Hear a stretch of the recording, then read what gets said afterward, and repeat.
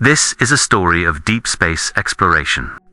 After a 150-year journey, 3 colony ships finally entered orbit around a planet named Elpida. Their mission, to establish a new home for humanity on this uncharted world. The colonists had lived their entire lives in space, from birth through adulthood, and now, for the first time, they were setting foot on solid ground. Elpida's atmosphere was breathable, its climate stable, and it held no predatory megafauna. Even the bioluminescent forests shimmered with a quiet beauty. Yet only a few sensed that beneath this serene exterior, the planet might be hiding something deadly. No one felt this tension more acutely than those responsible for the expedition's survival. Chief Medical Officer Eliza Healy, Chief Biologist David Glass, and Fleet Commander Rachel Lee. On the first day, planetside, even though tests confirmed that Elpida's air was safe to breathe, stepping outside without sealed protective suits was still forbidden. Everyone exited the landers through a specialized airlock, undergoing full chemical sterilization and intense violet decontamination. This quarantine protocol would last at least 30 Earth days longer, if David or Eliza found even the slightest biological risk. Only after they declared the environment safe would the colony signal Earth to confirm Elpida's habitability. David and Eliza were uneasy from the start. Whenever they walked through the alien landscape, the leaves seemed to turn ever so slightly toward them as if following their movements. There was something deeply unsettling in the way the forest whispered around them, as though an unseen presence was quietly observing. During the first week, Commander Rachel Lee team deep into the jungle to survey the region. Using drones and orbital imaging, they had already charted the terrain. Their initial target was a strange cluster of hills that looked out of place amid the vast forest. Reaching the area required a 2-day journey by rover, and the team set out in high spirits. But the closer they got, the more that excitement gave way to inexplicable tension.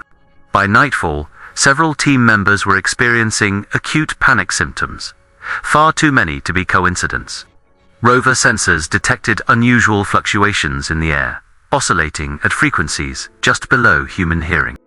These infrasound waves were the source of the team's anxiety. After recalibrating the rover's damping systems and active noise suppression, morale slowly returned to normal. But where were those waves coming from? Near the end of the second day, they were met by a breathtaking and terrifying sight. The hills were not natural formations at all. Rising among the dense violet undergrowth were massive geometric structures, perfectly symmetrical, unmistakably artificial. Though thick moss covered their surfaces and parts were buried under centuries of soil, scans revealed the buildings were composed of a highly complex composite material, nothing like stone. A technologically advanced civilization had once existed here. Perhaps they had even constructed the orbital marker the fleet detected on arrival. Rachel and 2 aides stepped out of the rover to investigate, but a sudden, overwhelming wave of panic surged through them. Their bodies locked up, breath caught in their throats. Even so, they managed to collect samples and capture photos and video before retreating. The rest of the team felt the same dread. The rover's shielding could no longer block out the phenomenon. They fled the site at top speed. They made it out alive, but whether they escaped unscathed was another question entirely. 2 days later, back at the base, David and Eliza began analyzing the samples and studying the symbols etched into the ruins. David speculated that these structures might have been part of a simple utilitarian system built by an ancient society. But Eliza doubted this. The panic episodes, he argued, might not have been caused by the ruins themselves, but by the natural psychological response of humans raised in confined habitats, encountering a truly alien world. Rachel, however, remained unconvinced. She feared the ruins might contain some form of weapon or energy systems, something dangerous enough to threaten the entire colony. Exploration, she insisted, must continue, but with extreme caution. After reviewing health data from Rachel's team, Eliza recommended several days of rest in a familiar environment. Rachel returned to her ship in orbit, the Ballista, to be with her children, and the military detachment accompanied her. During this time, soldiers began sharing their fears with the rest of the crew. A growing number believed Earth had sent them not as settlers, but as test subjects, an expendable human experiment on a distant world. A trial of humanity's limits. Eventually, most of the crew agreed they would send no transmission to Earth. They would hide everything that had occurred. They would sever all ties and claim this world as their own. David and Eliza opposed the decision. They believed future generations would need Earth's scientific knowledge. But few still listened. In the second week, the military team returned to the base and almost immediately, the soldiers began showing alarming symptoms. High fever, Weakness. Sudden loss. loss of motor coordination. Eliza tried desperately to identify the cause, but standard tests detected no known pathogen. By midweek, every person who had approached the ruins was showing the same signs. Eliza ordered emergency quarantine and imposed stricter biosafety protocols. Working without sleep, Eliza blamed himself for letting the soldiers return to the ship without full evaluation. The pathogen might have come from the soil or the structures, perhaps something their presence had awakened. And then, a chilling Thought struck him. Asterisk. Why do we call them ruins? They're far too well preserved. Asterisk. By the third week, Eliza and David made a breakthrough. The illness was triggered by an anomalous RNA. Virus 1 capable of rapidly adapting to human physiology and becoming more dangerous with each transmission. At the same time, Rachel's behavior deteriorated. She could barely eat or sleep, and every time her fever broke, she demanded to return to the ruins. She confronted Eliza. How long do you plan to keep us locked up? We're running out of time. I need to go back. Do you want us to die here, waiting for a signal Earth will never answer? By week's end, dozens aboard the ship were infected. Symptoms included severe panic attacks, rashes, and unrelenting fever. The fourth week hit the elderly hardest. 5 died within days, including Rachel's mother. Isolation meant Rachel never said goodbye. She spiraled into rage, grief, and guilt. Soon after, her children were diagnosed as well.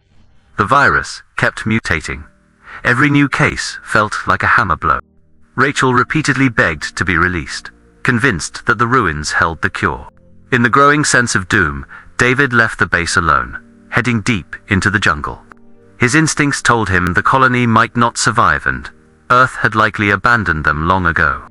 There, in the shadows beneath the trees, he discovered a strange mushroom-like organism.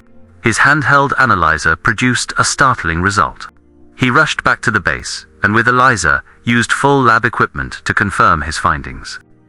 The fungus contained a unique RNA catalyst, one capable of selectively degrading other RNA molecules, including the pathogen's genome. With the help of onboard AI, they screened molecular combinations. massive scale and produced a preliminary vaccine design within days. The first batch of therapeutics and vaccine doses was synthesized, successfully halting the outbreak's spread.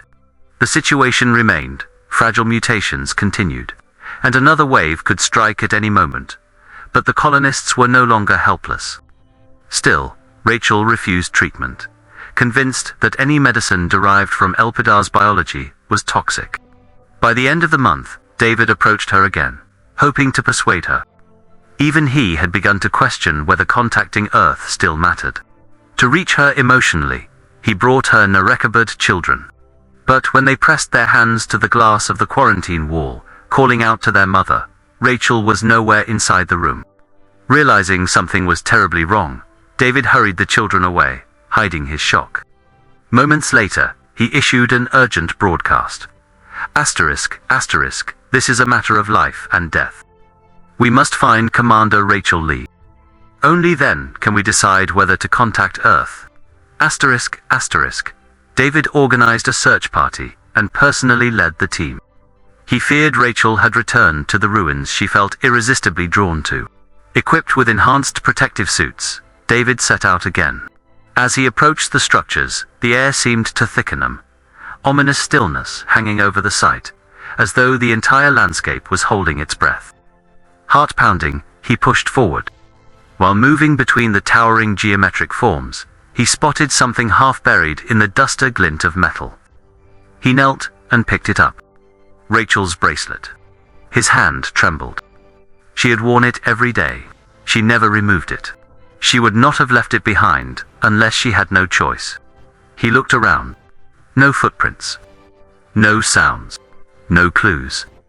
Where had Rachel gone? The mystery only deepened, and the ruins offered no answers. If you want to follow humanity's fight for survival on Elpida, make sure to like the video and subscribe. Your support helps us continue uncovering the mysteries buried on this alien world.